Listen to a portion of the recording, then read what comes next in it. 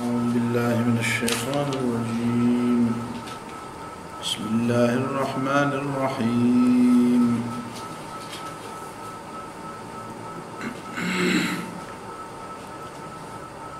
قل إني نهيت أن أعبد الذين تدعون من دون الله قل لا أتبع أهواءكم قد ضللت إذا وما أنا من المهتدين. قل إني على بينة من ربي وكذبتم به ما عندي ما تستعجلون به إن الحكم إلا لله يقص الحق وهو خير الفاصلين.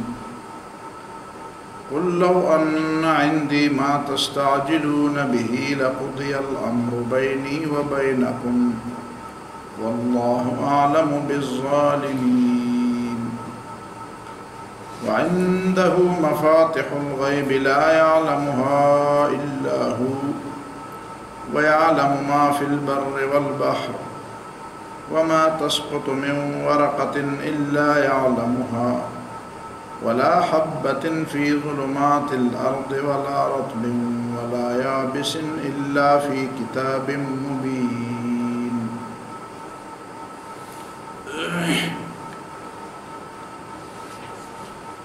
ان آیات سے پہلے آیات کا تعلق مومنین کے ساتھ تھا. وَأَنذِرْ بِهِ الَّذِينَ يَخَافُونَ أَن يُحْشَرُوا إِلَىٰ رَبِّهِمْ، اور اس قرآن کے ذریعے ان لوگوں کو ڈراؤ جو اس بات کا ڈر رکھتے ہیں اور خوف رکھتے ہیں کہ اللہ کے سامنے ان کو جمع کیا جائے گا. اور پھر نبی صلی اللہ علیہ وسلم کو ان مومنوں کے بارے میں ہدایات تھی. وَلَا تَطْرُدِ الَّذِينَ يَدْعُونَ رَبَّهُمْ وَإِذَا جَاءَكَ الَّذِينَ يُؤْمِنُونَ بِآيَاتِنَا فَقُلْ سَلَامٌ عَلَيْكُمْ. ان غریب اور مسکین لوگوں کو اپنی مجلس سے دور مت رکھو. ان کا مقام اتنا بلند ہے کہ جب یہ تمہارے پاس آ جائے تو تم سلام میں پہنچ جاؤ. حالانکہ آنے والا السلام علیکم کہتا ہے، اصول یہی ہے، لیکن ان کا مرتبہ اور ان کا مقام واضح کرنے کے لیے اللہ رب العالمین نے اور ان کا دل رکھنے کے لیے، ان کو تسلی دینے کے لیے کہ باہر کے لوگ تو ان کو ہیج اور ناقص سمجھتے ہیں، تو آپ ان کو اہمیت دیجیے. فقل سلام علیکم. جب یہ لوگ آپ کے پاس آ جائیں تو آپ السلام علیکم کہہ کر ان سے مخاطب ہیں. اب کلام کا رخ منکرین کی طرف موڑا جاتا ہے. قل انی نہیت ان اعبد الذین تدعون من دون اللہ. ان سے کہا جاتا ہے کہ تم اطمینان رکھو، تسلی رکھو، ہم کبھی بھی تمہاری بات نہیں مانیں گے، ہم کبھی بھی تمہارے دین کی طرف واپس نہیں آئیں گے. واپس آنے کا لفظ کبھی قرآن میں اس طرح ان عدنا فی ملتکم، چونکہ پیغمبر ہونے سے پہلے تو لمبی لمبی تقریریں تو نہیں کرتا اور نہ لوگوں کو ایمان کی باتیں بتاتا ہے، تو عام طور پر لوگ یہ سمجھتے ہیں کہ یہ بھی اس دعوے سے پہلے ہمارے دین پر تھے، حالانکہ پیغمبر ابتدا ہی سے مومن ہوتا ہے.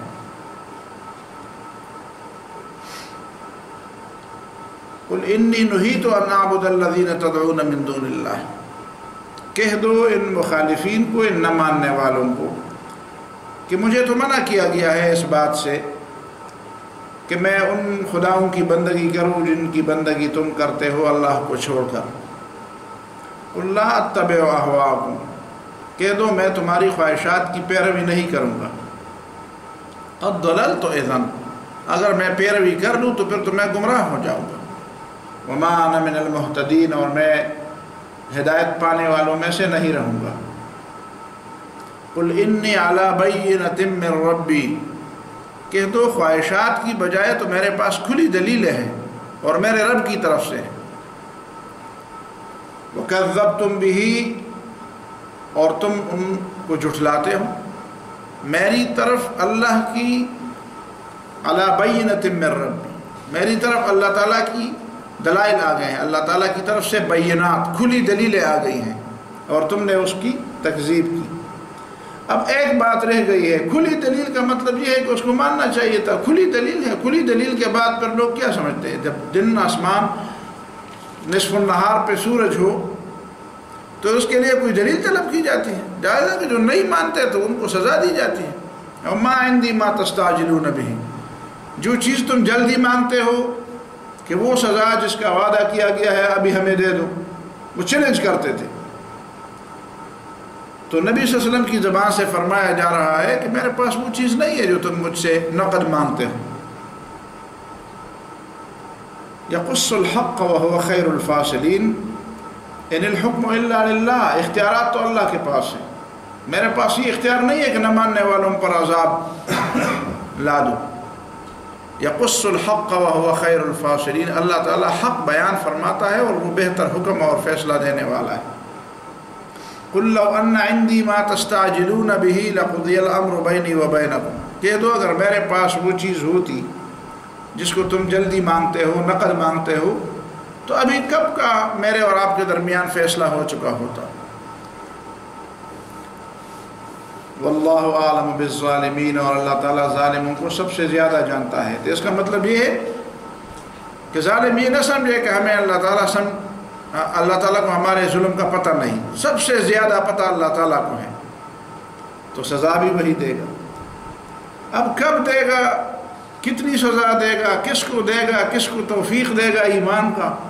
کسی کو بھی ایمان کی بھی توفیق، بڑے بڑے منکرین تھے ان کو ایمان کی توفیق ملی، کس کو ایمان کی توفیق ملے گی؟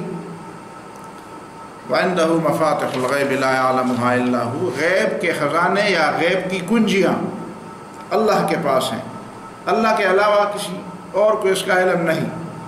وَيَعْلَمُ مَا فِي الْبَرِّ وَالْبَحْرِ، خشکی اور تری میں جو کچھ ہے وہ اللہ جانتا ہے۔ وَمَا تَسْقُطُ مِنْ وَرَقَةٍ إِلَّا يَعْلَمُهَا، اور کوئی پتا بھی نہیں گرتا یا جھڑتا، کوئی پتا نہیں جھڑتا الا وهو يعلمها، مگر اللہ کو اس کا پتہ ہوتا ہے، اللہ کے علم کے بغیر پتہ نہیں جھڑتا۔ ولا حبۃ، اور نہ کوئی دانہ فی ظلمات الارض، زمین کے اندھیروں میں، ولا رطب ولا یابس، نہ کوئی خشک چیز تر چیز اور نہ کوئی خشک چیز، الا فی کتاب مبین، مگر یہ کتاب مبین میں ہے، لوح محفوظ میں، یعنی اللہ کے علم میں۔ وَهُوَ الَّذِي يَتَوَفَّاكُمْ بِاللَّيْلِ وَيَعْلَمُ مَا جَرَحْتُمْ بِالنَّهَارِ، اور اللہ وہی ہے جو تمہیں اپنے قبضے میں لیتا ہے، يَتَوَفَّاكُمْ بِاللَّيْلِ، جو تمہیں اپنے قبضے میں لیتا ہے رات کے وقت۔ عام طور پر لوگ رات کو سوتے ہیں، دن کو جاگتے ہیں۔ وَيَعْلَمُ مَا جَرَحْتُمْ بِالنَّهَارِ، اور اسے پتہ ہے جو کچھ تم کماتے ہو یا کرتے ہو دن کے وقت۔ ثُمَّ يَبْعَثُكُمْ فِيهِ، پھر رات کو اپنے قبضے میں لینے کے بعد دن کو تمہیں بیدار کرتا ہے، دوبارہ واپس بھیجتا ہے، اور یہ سلسلہ اس طرح چلتا رہتا ہے، صبح ہوتی ہے، شام ہوتی ہے، دن رات، اس طرح، اس لیے کہ لِيُقْضَىٰ أَجَلٌ مُّسَمًّى، تاکہ پورا ہو جائے وہ مدت جو اللہ کے ہاں مقرر ہے، ہر شخص کی انفرادی مدت اور اس دنیا کی مجموعی مدت، قومی مدت، قوموں کی مدت، یعنی مدت میں فرد اور شخص کی عمر، اقوام اور خاندانوں اور جو قرون ہیں، اقوام، ان کی مدت، ان کے عروج اور زوال کی مدت، قوموں کی عروج و زوال کی مدت، اور اس پوری دنیا کی مدت۔ لِيَقْضَىٰ أَجَلٌ مُّسَمًّى ثُمَّ إِلَيْهِ مَرْجِعُكُمْ، پھر اللہ کی طرف تمہاری واپسی ہے۔ ثُمَّ يُنَبِّئُكُمْ بِمَا كُنْتُمْ تَعْمَلُونَ، پھر تمہیں تمہارے اعمال کے بارے میں خبردار کر لے گا، پتہ چلے گا کہ تم کیا کیا کرتے تھے، اسے پتہ ہے۔ قُلْ إِنِّي نُهِيتُ أَنْ أَعْبُدَ الَّذِينَ تَعْبُدُونَ مِن دُونِ اللَّهِ تَدْعُونَ مِن دُونِ اللَّهِ، مجھے منع کیا گیا ہے کہ میں عبادت کروں اور بندگی کروں ان لوگوں کی یا ان چیزوں کی جن کو تو اللہ کے علاوہ پکارتے ہیں، مجھے منع کیا گیا ہے۔ دیکھو یہاں پہ نہیں، صرف نہیں بیان کی گئی ہے، امر نہیں بیان کیا گیا ہے۔ عام طور پر قرآن کی عادت یہی ہے سنت اللہ کہ جہاں پہ امر کی بات آ جاتی ہے وہاں پہ نہیں کی بات آ جاتی ہے، لیکن نہیں کی اہمیت کے لیے کبھی کبھی صرف نہیں کا لفظ آ جاتا ہے، امر کی بات نہیں آتی۔ نہیں، امر کے مقابلے میں نہیں کی بڑی اہمیت ہے۔ انسان کو پہلے جو حکم دیا گیا تھا وہ نہیں کی شکل میں تھا، وَلَا تَقْرَبَا هَٰذِهِ الشَّجَرَةَ وَلَا تَقْرَبَا هَٰذِهِ الشَّجَرَةَ، اس درخت کے قریب مت جاؤ۔ تو اوامر بھی اہم ہیں اور نواہی بھی اہم ہے، اور نواہی جو ہے وہ امر کی بنسبت زیادہ ان کی اہمیت ہے، امر کی بنسبت زیادہ اہمیت ہے۔ جتنے بھی شرکی عقائد ہیں، جتنے بھی شرکی اور گناہ کے افعال ہیں، گناہ ہم کس کو کہتے ہیں؟ جو کرنے والے چیزیں، گناہ ہم اس کو کہتے ہیں گناہ کرنا۔ تو گناہ سے رکنا، نہیں کے ذریعے ہمیں گناہوں سے روکا گیا ہے۔ تو اوامر بھی ضروری ہے اپنی جگہ پہ، نواہی بھی ضروری ہے۔ آج کل لوگ اس طرح سمجھتے ہیں کہ نہیں، جب امر کیا گیا تو نہیں خود درمیان میں آ گیا، حالانکہ یہ بات غلط ہے۔ امر اپنی جگہ پہ اہم ہے، نہیں اپنی جگہ پہ اہم ہے۔ تو قرآن میں کئی جگہوں پر نہیں کی بات تو کی گئی ہے، قُلْ إِنِّي نُهِيتُ أَنْ أَعْبُدَ الَّذِينَ تَعْبُدُونَ مِن دُونِ اللَّهِ، مجھے منع کیا گیا ہے کہ میں ان چیزوں کی بندگی کروں جس کی تم بندگی کرتے ہو۔ اسی طرح قرآن مجید میں کئی مقامات پہ صرف نہیں کی مخالفت پر سزا کی وعید دی گئی ہے۔ سورۃ اعراف میں، جو سورہ انعام کے بعد ہے، تو اسی میں جو سمندر کے کنارے جو لوگ آباد تھے، وَاسْأَلْهُمْ عَنِ الْقَرْيَةِ الَّتِي كَانَتْ حَاضِرَةَ الْبَحْرِ، ان سے پوچھو ذرا اس گاؤں کا واقعہ جو سمندر کے کنارے رہتے تھے لوگ۔ اِذْ يَعْدُونَ فِي السَّبْتِ اِذْ تَأْتِيهِمْ حِيتَانُهُمْ يَوْمَ سَبْتِهِمْ شُرَّعًا، جنہوں نے ہفتے کے دن کی بے حرمتی کی، اور تَأْتِيهِمْ حِيتَانُهُمْ يَوْمَ سَبْتِهِمْ شُرَّعًا، کہ ہفتے کے دن مچھلی بہت کھل کر اور بہت زیادہ تعداد میں آتے تھے ان کے سامنے، اور پھر آخرکار انہوں نے بہانوں سے ان کو پکڑنا شروع کر دیا۔ تو اس کے بارے میں جب عذاب آیا تو پھر کیا ہوا؟ قرآن نے اس پہ تبصرہ کیا، فَلَمَّا نَسُوا مَا ذُكِّرُوا بِهِ أَنْجَيْنَا الَّذِينَ يَنْهَوْنَ عَنِ السُّوءِ وَأَخَذْنَا الَّذِينَ ظَلَمُوا بِعَذَابٍ بَئِيسٍ بِمَا كَانُوا يَعْمَلُونَ۔ أَنْجَيْنَا الَّذِينَ يَنْهَوْنَ عَنِ السُّوءِ، ہم نے ان لوگوں کو نجات دی جو برائی سے روکنے والے تھے۔ یہ نہی عن المنکر، برائی سے روکنا، یہ بہت بڑی بات ہے، بہت بڑی ذمہ داری۔ جن کو اس کو چھوڑ کر لوگوں کو تباہی کی وعید سنائی گئی ہے۔ اسی وجہ سے سورہ ہود میں عقل مند لوگ ان لوگوں کو کہا گیا ہے، فَلَوْلَا كَانَ مِن قَبْلِكُم مِّنَ الْقُرُونِ أُولُو بَقِيَّةٍ يَنْهَوْنَ عَنِ الْفَسَادِ فِي الْأَرْضِ إِلَّا قَلِيلًا مِّمَّنْ أَنْجَيْنَا مِنْهُمْ۔ ایسا کیوں نہیں ہوا کہ جس طرح پرانے زمانے میں بہت کم لوگ ایسے ہو گزرے تھے کہ جو عقل مند تھے، فَلَوْلَا كَانَ مِن قَبْلِكُم مِّنَ الْقُرُونِ أُولُو بَقِيَّةٍ يَنْهَوْنَ عَنِ الْفَسَادِ، اولو بقیۃ، عقل والے لوگ کون تھے؟ يَنْهَوْنَ عَنِ الْفَسَادِ فِي الْأَرْضِ، عقل اور سمجھ والے لوگ وہی تھے کہ جو برائیوں سے روکنے والے تھے، برائیوں سے روکنے والے تھے۔ تو یہ برائیوں سے روکنا نہیں، اللہ کی طرف سے بھی اور بندوں کی طرف، یہ بڑی اہمیت والی بات ہے۔ تو سب سے پہلا نقطہ تو اس میں یہ ذہن نشین ہونا چاہیے، انی نہیت ان اعبد الذین تدعون من دون اللہ، مجھے منع کیا گیا ہے کہ میں بندگی کروں ان چیزوں کی جن کی تم بندگی کرتے۔ تدعون یا تعبدون من دون اللہ، دعا بھی عبادت ہے، بلکہ دعا کو مخ عبادت کہا گیا ہے۔ تو تدعون من دون اللہ یعنی تعبدون من دون اللہ۔ قل لا اتبع اہواءکم، کہہ دو میں تمہاری خواہشات کا اتباع نہیں کروں گا۔ اب وہ تو اپنے آپ کو ایک دین پر سمجھتے تھے، دین پر سمجھتے تھے۔ یہود اور نصارہ کے بارے میں بھی وہ بھی اپنے اس کو ایک دین سمجھتے تھے کہ یہ ہماری ملت ہے، ہمارا دین ہے۔ سورہ بقرہ میں قرآن نے اس کو بھی احوا فرمایا ہے، یہ احوا ہے، وَلَئِنِ اتَّبَعْتَ أَهْوَاءَهُم مِّن بَعْدِ مَا جَاءَكَ مِنَ الْعِلْمِ مَا لَكَ مِنَ اللَّهِ مِن وَلِيٍّ وَلَا نَصِيرٍ۔ اب یہ قرآن اور سنت کو چھوڑ کر جو بھی رستہ اختیار کیا جائے وہ اہوا ہوگا، خواہشات نفس پر مبنی ہوگا۔ دنیا میں جتنے بھی ادیان اور جتنے بھی نظریات بنے ہیں، ان نظریات کے بنانے والوں یا ان نظریات کے وکیلوں کا تو یہ دعویٰ ہے کہ اس کی بنیاد عقل پر ہے۔ آج کل ریشنلزم کی بڑی باتیں ہو رہی ہیں، ہر چیز کے لیے بھائی کوئی عقلی توجیہ بتاؤ، کوئی عقلی توجیہ بتاؤ۔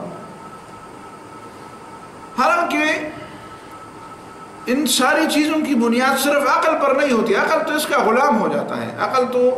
عقل سے تو اس طرح کام لیتے ہیں جس طرح مزدور سے کام لیتے ہیں۔ حقیقت میں ان ساری چیزوں، ان ساری نظریات کی بنیاد میں اتباع ہوا ہوتا ہے، خواہشات کا اتباع ہوتا ہے۔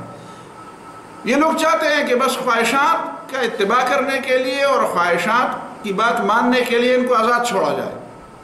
ہمارے دل میں جو بات آتی ہے بس یہی ہے اس کا، اور پھر ان کو اتنی بات کی بھی توفیق نہیں ہوتی کہ یہ عقل اور خواہش نفس کے درمیان، عقل اور اتباع ہوا کے درمیان فرق کر سکے۔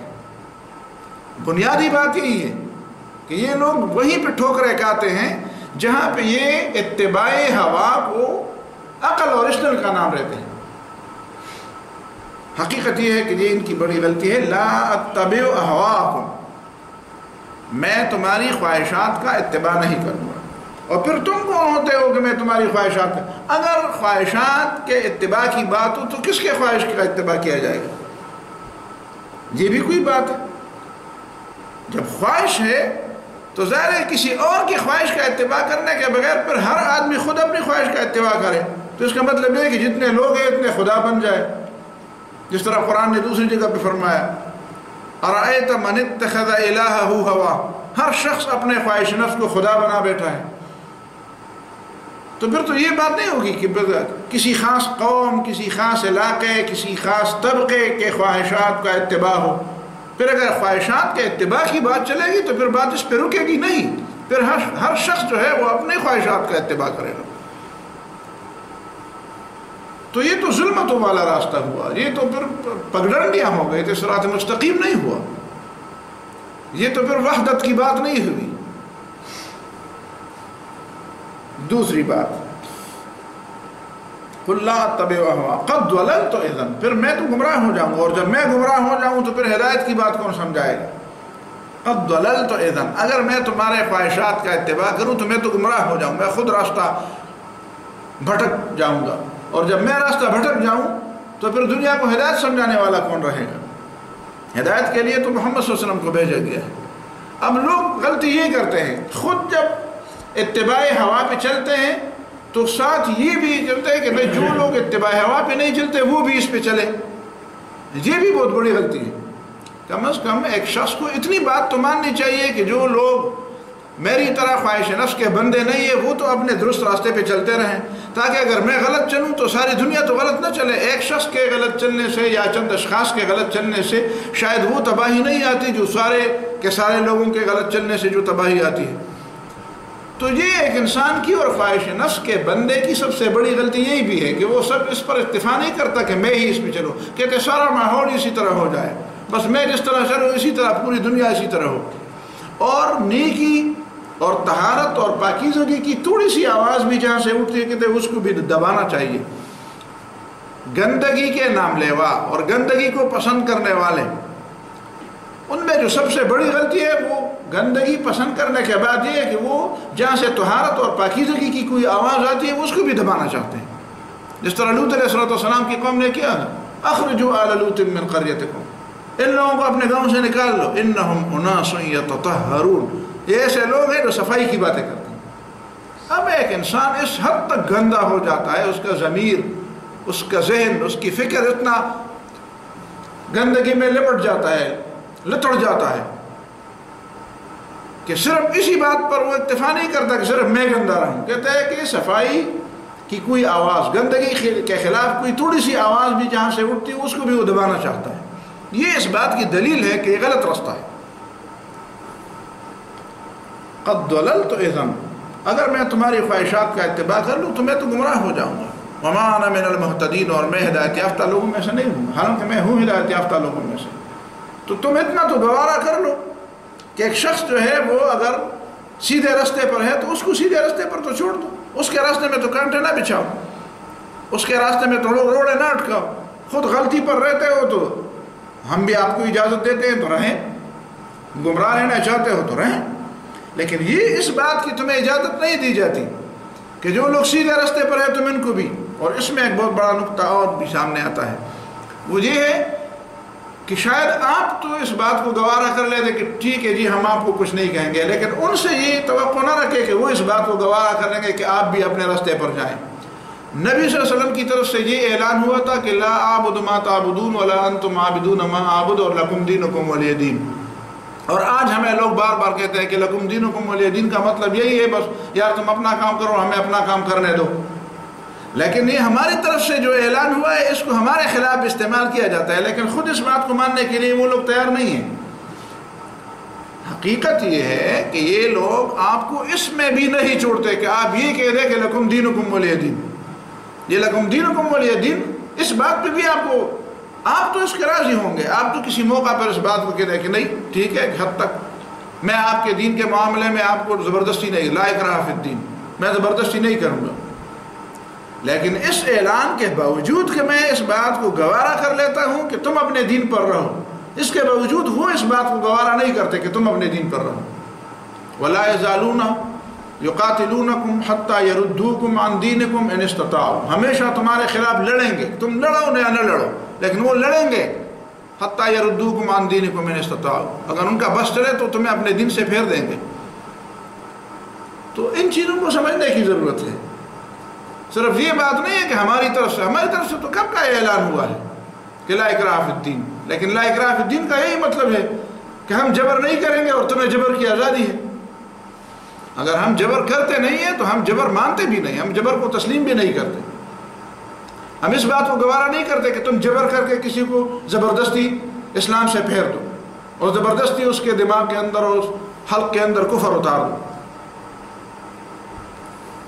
تو اس بات کو سمجھنے کی ضرورت ہے کہ آپ جتنی بھی رواداری کے آخری حد تک آپ جائیں گے، رواداری کی آخری حد تک جائیں گے، اس کے باوجود بھی وہاں سے جواب جو آئے گا وہ لڑائی اور جھگڑے کا جواب ہوگا، وہ زبردستی کا ہی جواب ہوگا، وہ اکراہ کی بات ہوگی. وہ اکراہ کریں گے، زبردستی کریں گے اور ان کا بس چلے تو لڑائی کریں گے.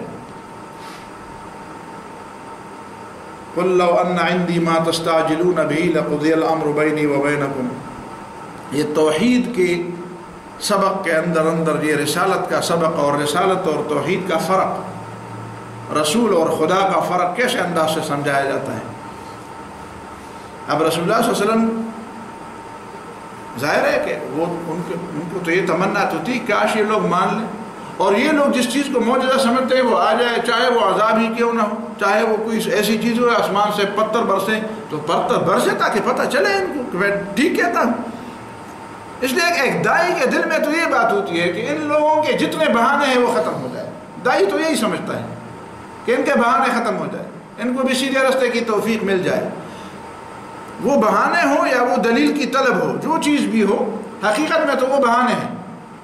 لیکن دائی تو سمجھتا ہے کہ شاید یہ دلیل کی طلب میں پڑے ہوئے ہیں، تو دائی سمجھتا ہے کہ یہ جو چیز بھی مانگتے ہیں اگر میرے بس میں ہو تو میں پیش کر دوں.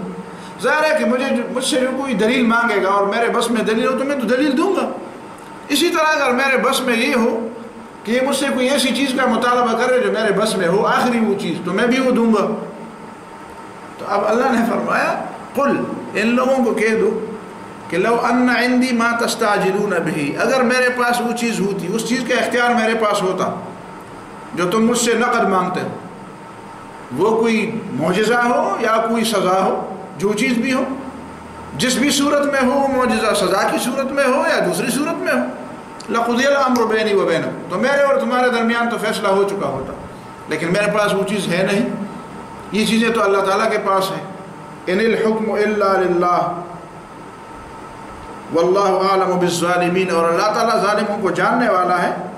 اس سے پہلے کیا فرمایا اللہ؟ لو ان عندی ما تستعجلون به، ما عندی ما تستعجلون به، ان الحکم الا للہ، فیصلے کا اختیار اللہ کے پاس، کوئی چیز نافذ کرنا اس کا اختیار اللہ کے پاس. یقص الحق وهو خیر الفاصلین، اللہ تعالیٰ حق بیان فرماتا ہے اور بہتر فیصلے کرنے والا ہے۔ میرے پاس وہ چیز نہیں ہے، میں حق بیان تو کرتا ہوں لیکن میں فیصلہ نہیں کرتا، فیصلہ کرنے والا اللہ ہے اور عذاب بھیجنے والا بھی ہے۔ لیکن یہ جو لقضی الامر بینی و بینکم، اس میں دو باتیں ذہن میں رکھنی چاہیے۔ پہلی بات یہ کہ پیغمبر کو بتایا جاتا ہے اور لوگوں کو بھی سمجھایا جاتا ہے کہ دیکھو پیغمبر بنانے کا معنی یہ نہیں ہے کہ اس کے پاس خدائی اختیارات ہیں، خدائی اختیارات دے کر اس کو نہیں بھیجا گیا، اس کو اللہ تعالیٰ کے پیغامات اللہ کے بندوں تک پہنچانے کے لیے بھیجا گیا ہے۔ پہلی بات، میرے پاس وہ چیز نہیں ہے جو تم مجھ سے مانگتے ہو، میرے پاس وہی چیز ہے جو اللہ نے مجھے دی ہے، اور وہ ہے علم، وہ ہے وہ اختیار اور وہ سمجھ جو تمہیں سیدھے راستے پر لے جانے کے لیے اگر تم اس کو اختیار کر لو تو ممد اور معاون بن جاتی ہے۔ باقی توفیق بھی اللہ دیتا ہے، توفیق بھی میں نہیں دے سکتا۔ لو ان عندی ما تستعجلون به، اور پھر فرمائے لو ان عندی ما تستعجلون به لقضی الامر بینی و بینکم، لقضی الامر، دیکھو قضی الامر یہ مجہول کا صیغہ ہے۔ اگر میرے پاس وہ چیز ہوتی جو تم مجھ سے جلدی مانگتے ہو تو میرے اور تمہارے درمیان پہلے سے فیصلہ ہو چکا ہوتا۔ یہ نہیں فرمایا گیا کہ اگر میرے پاس وہ چیز ہوتی جو تم مجھ سے مانگتے ہو تو میں تمہارا فیصلہ کب کا کر چکا ہوتا۔ دونوں باتوں میں فرق ہے۔ اگر میرے پاس وہ چیز ہوتی جو تم مجھ سے مانگتے ہو اور میں تو تمہاری گردن کب تک مروڑ چکا ہوتا، مطلب یا میں تمہیں عذاب کب لا چکا ہوتا، یہ نہیں فرمایا۔ اس میں توحید کی بات جھلکتی ہے، لقضی الامر بینی و بینکم۔ اگر مجھے یہ اختیار ہوتا بھی کہ تم پر کوئی وہ چیز میں تمہیں لا کے دے دوں اور تمہارے سامنے وہ معجزات بھی لا کے رکھ دوں، تو اس کا مطلب یہ ہے کہ وہ فیصلہ بھی حقیقت میں میرے اختیار میں نہ ہوتا۔ اس کا مطلب ہے کہ انسان کے بس میں جتنی بھی چیزیں ہیں وہ 100% انسان کے بس کے اندر ہے بھی نہیں۔ اس کا مطلب یہ نہیں ہے کہ اللہ تعالیٰ کا دخل اور مداخلت اس سے بالکل ہٹ گیا ہے، ایک طرف ہو گیا ہے اور سارے اختیارات کے پاس ہو گیا ہے، نہیں، ایسا نہیں ہے۔ لقضی الامر بینی و بینکم، اس کو مجہول صیغے میں بتانے کا معنی یہ ہے کہ اپنی طرف سے یہ نہیں فرمایا لقضیت الامر بینی و بینکم، لقضیت القضاء بینی و بینکم، میں تمہارا فیصلہ کر چکا ہوتا۔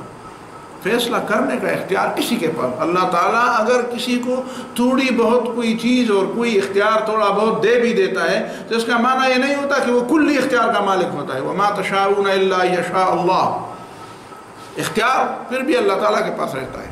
اس کا کوئی حصہ جو ثواب اور گناہ کے لیے ضروری ہوتا ہے یا جو امتحان میں آزادی دینے کے لیے جس حد تک ضروری ہوتا ہے، اتنا اختیار، اتنا حق، اتنی آزادی اللہ تعالیٰ انسان کو دے دیتا ہے۔ مکمل اور 100% آزادی نہیں دیتا، مکمل اور 100% آزادی نہیں دیتا۔ کیا امتحان لیتے وقت آپ بچے کو اس بات کی آزادی دیتے ہیں کہ وہ اٹھے اور تمہیں ماں باپ کی گالی دے؟ اس بات کی بھی اجازت ہے، پیپر میں جو کچھ لکھے تو لکھے، لیکن کیا اس بات کی بھی اجازت ہے کہ وہ اٹھے اور کسی کو یا استاد کو یا کتاب کو یا اپنے کالج اور مدرسے کو ننگی گالیاں دے؟ اس بات کی اجازت ہے اسے؟ تو آپ کہیں گے کہ یہ امتحان میں تو آزادی ہونی چاہیے۔ بھائی آزادی ہونی چاہیے، کیسے آزادی ہونی چاہیے؟ اس بات کی آزادی ہونی چاہیے کہ جو تم نے یاد کیا ہے، تم سے جو پوچھا گیا ہے اس کا جواب دو، صحیح ہو یا غلط ہو۔ آزادی کا یہ مطلب نہیں ہے کہ وہاں پہ تمہیں مادر پدر آزادی دی گئی ہے، مادر پدر آزادی تمہیں نہیں دی گئی۔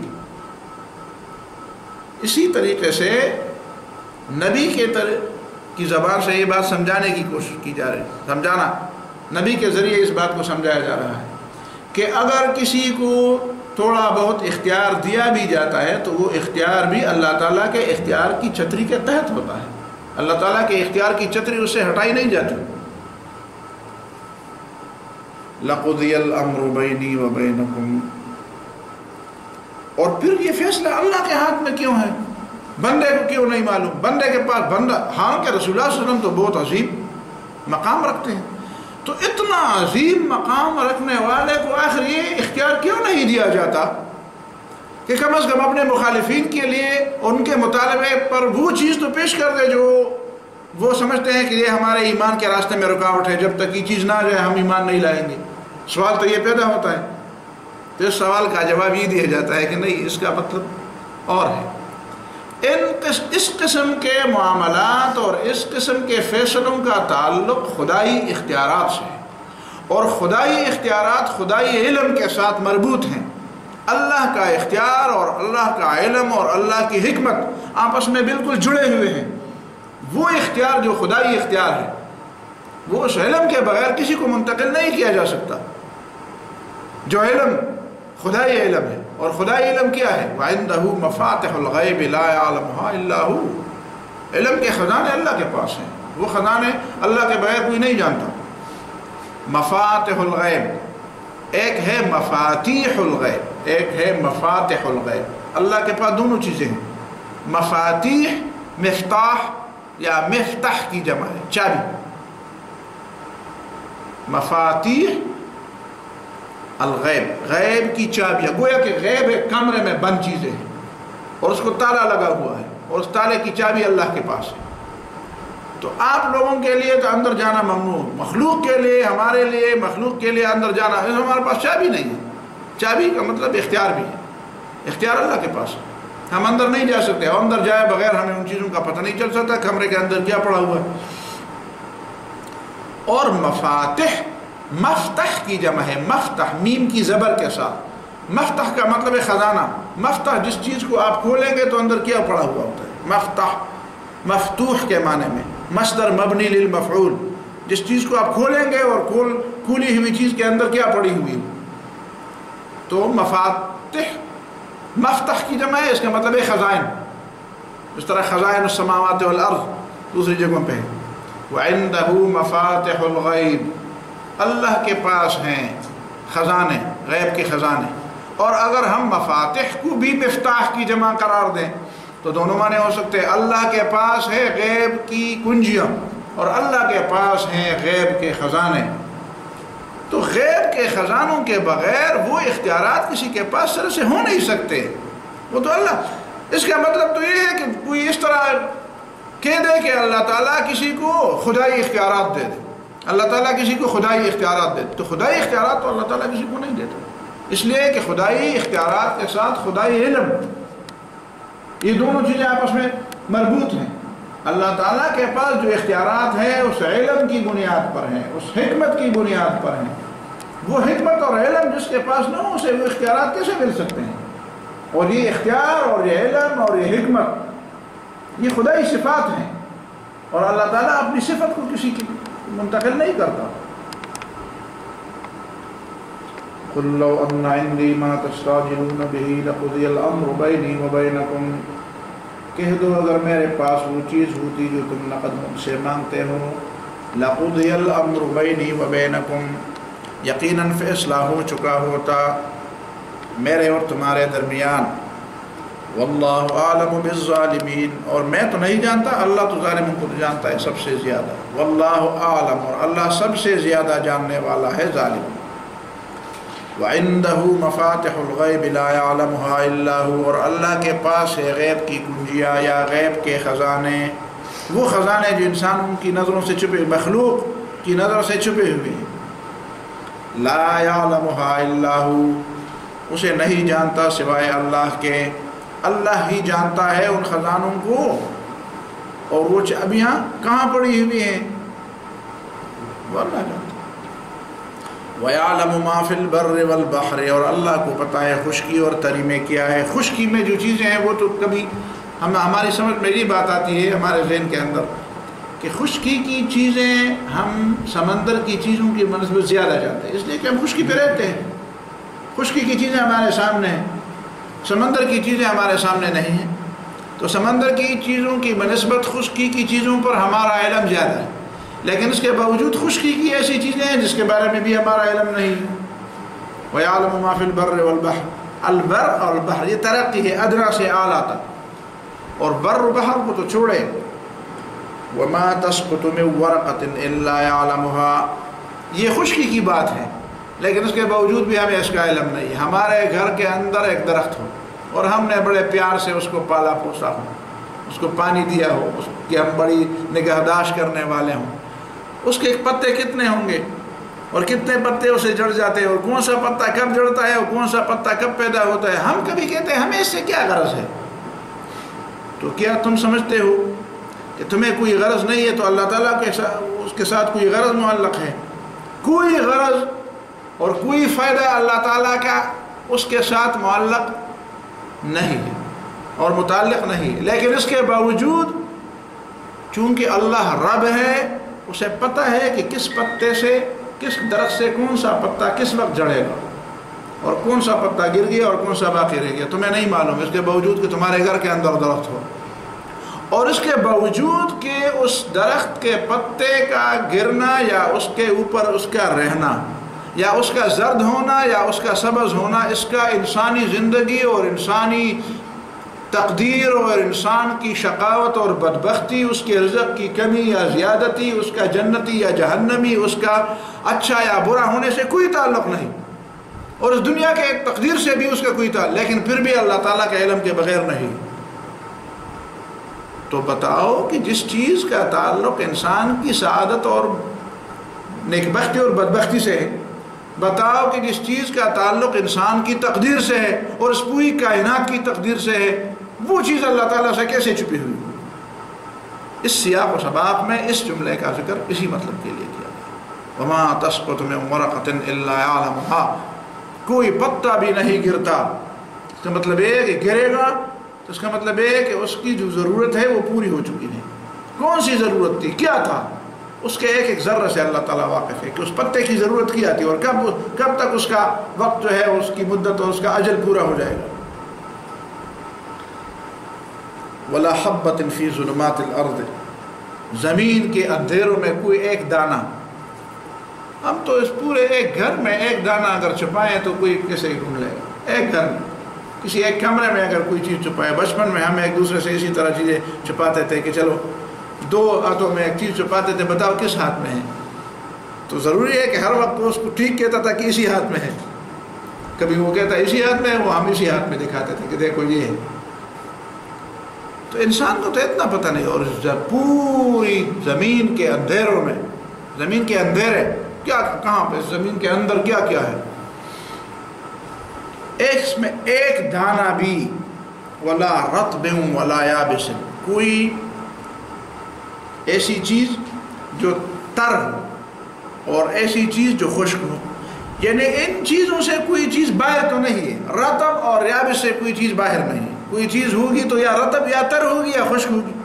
اس کا مطلب ہے جامعیت، جو صفات کسی موجود چیز کے ممکن ہو سکتے ہیں، ان میں سے کچھ صفات کا ذکر کیا، بر میں، بحر میں، اوپر نیچے، خشک، تر، ان چیزوں کا اطلاق جس چیز پر، یعنی جتنی بھی موجودات ہیں، الا فی کتاب مبین، وہ کتاب مبین میں ہے۔ کتاب مبین سے مراد لوح محفوظ ہے، اور لوح محفوظ وہ مکتوب بھی ہے، اور کبھی کبھی اس سے تعبیر اللہ تعالیٰ کے علم سے بھی کرتے ہیں، یعنی ظاہر ہے کہ جو چیز اللہ تعالیٰ کے علم میں ہے وہی لوح محفوظ میں لکھا ہوا ہے۔ اور پھر فرمایا وَهُوَ الَّذِي يَتَوَفَّاكُم بِاللَّيْلِ، اس خدا کی خدائی کیسے تم نہیں مانتے ہو جو تمہیں رات کو اپنے قبضے میں لیتا ہے۔ توفاکم، توفا کا معنی ہے اپنے قبضے میں لینا، کبھی پورے کا پورا قبضے میں لیتا ہے، کبھی کبھی صرف کسی حد تک قبضے میں لیتا ہے، مارتا نہیں، اس کو سلاتا ہے۔ یہ سونا اور یہ خواب بھی موت کی ایک قسم ہے یا اس کا ایک حصہ ہے۔ دن رات موت اور حیات کا سلسلہ چلتا رہتا ہے، سونے اور جاگنا یہ موت و حیات کا ایک سلسلہ ہے، لیکن اس کو اپنی پوری شکل میں ایک وقت آئے گا۔ اسی طرح جس طرح انسان کی ابتدائی زندگی میں کچھ چیزیں، جس طرح ہم کوئی زبان سیکھتے ہیں مثلا، یا جس طرح ہم لکھنا پڑھنا سیکھتے ہیں، تو ہم ابتدا سے جملے نہیں سیکھتے، ہم ابتدا سے حروف سیکھتے ہیں۔ بچے کو پہلے جملے نہیں سکھائے جاتے، بچے کو پہلے الف با تا اے بی سی سکھایا جاتا ہے۔ تو یہ اے بی سی سکھانے کا معنی یہ ہے کہ ایک وقت آئے گا کہ وہ جملے بھی سیکھے گا، ان اے بی سی سے کچھ چیز بنی ہوئی ہوگی، یہ جزیات ہے، یہ اجزاء سیکھ لے گا، پھر جملہ بھی سیکھ۔ اسی طرح یہ ہماری زندگی اور موت، یہ سونا، یہ جاگنا، یہ اے بی سی ہے۔ یہ اے بی سی پڑھنے کے بعد ایک وقت آئے گا جو جملہ بنانے کا، جملہ سمجھانے کا وقت آئے گا، ایک پوری کہانی کا۔ ایک پورے ایسے کا، ایک پورے مضمون کا وقت آئے گا. بس یہی فرق ہے نا. جز کو لینے کے بعد اگر کل کو لیا جائے تو اس کا مطلب یہ ہے کہ جز پہلے سے ہے اور کل بعد میں. تو دنیا میں ہمیں سمجھایا جاتا ہے کہ یہ جز کے بارے میں سوچو. سوتے ہو جاگتے ہو، کبھی 1 گھنٹے کے لیے، کبھی 2-4 گھنٹے کے لیے، کبھی زیادہ وقت کے لیے، کبھی زیادہ تھکے ہو تو بہت زیادہ وقت کے لیے، اور کبھی کبھی شاید اصحاب کہف کی طرح کوئی 300 سال بھی سوئے. لیکن ہے ایک دفعہ جاگنا ایک دفعہ ہے، اور اس جاگنے کے بعد پھر کیا ہے؟ تو پھر یہ سلسلہ اسی طرح جب چلتا رہے گا تو اس کا مطلب ہے کہ وہ آخری کل جو اجزاء کے سیکھنے کے بعد جملوں کا اور پورے قصے کا اور پورے مضمون کا اور پھر پوری کتاب کا ایک موقع آتا ہے. تو ایک کتاب تمہارے ہاتھ میں دی جائے گی، اقرا کتابک، ایک جز میں یہ سلسلہ چلتا رہے گا، اور جب یہ پوری کتاب بن جائے گی تو پھر تمہارے سامنے رکھی جائے گی. اقرا کتاب یتوفاکم باللیل ویعلم ما جرحتم بالنہار. اور اسے پتہ ہے جو تم کماتے ہو یا کرتے ہو دن میں. جرح اس عمل کو یا اس کام کو کہتے ہیں جو جارحہ سے کیے. جارحہ کا معنی وہ چیز جو اثر کرنے والی ہو. ہاتھ بھی جارحہ ہے، زبان بھی جارحہ ہے. جرح اثر کرنے والی چیز. زبان کا بھی ایک اثر ہوتا ہے اور ہاتھ کا بھی اثر ہوتا ہے، پاؤں کا بھی اثر ہوتا ہے، جو چیز، بلکہ نظر کا بھی، دیکھنے کا بھی اثر ہوتا ہے. آپ دیکھیں تو دیکھنے کے مختلف انداز ہوتے ہیں. کبھی کبھی آپ اس انداز سے دیکھتے ہیں، دوسرا کہتا ہے یار کیوں گور کر مجھے دیکھتا ہوں. تو جن چیزوں سے ہم اعمال کرتے ہیں، عمل ہم جن چیزوں سے کرتے ہیں وہ جوارح ہیں. اس کو جوارح کہتے ہیں، اس کو اعضاء کہتے ہیں، اس لیے کہ ان سارے چیزوں کا ایک اثر ہوتا ہے. ثم یبعثکم فیہ، پھر اللہ تعالیٰ دن میں تمہیں دوبارہ زندہ کرتا ہے. لیقضی اجل مسمی، تاکہ وہ مدت جو اللہ کے ہاں مقرر ہے وہ پوری ہو جائے. اسی الف با تا سیکھنے سے قصہ بن جائے گا، کہانی بن جائے گی، مضمون بن جائیں گے، صفحے بھر جائیں گے، پھر کتاب بن جائے گی. بس اجل مسمی، ایک وقت مقرر آ جائے گا. ثم الیہ مرجعکم، پھر اللہ کی طرف تمہاری واپسی ہے. ثم ینبئکم بما کنتم تعملون، پھر اللہ تعالیٰ تمہیں بتائے گا کہ تم کیا کرتے ہو. تم شاید بھول گئے ہو، احصاہ اللہ ونسوہ، تم تو شاید بھول گئے ہو، لیکن اللہ رب العالمین نے اس کو یاد کیا. اسی لیے یاد کیا ہوا کہ اس نے تمہیں ہر عمل کا بدلہ دینا ہے. صلی اللہ علیہ وسلم.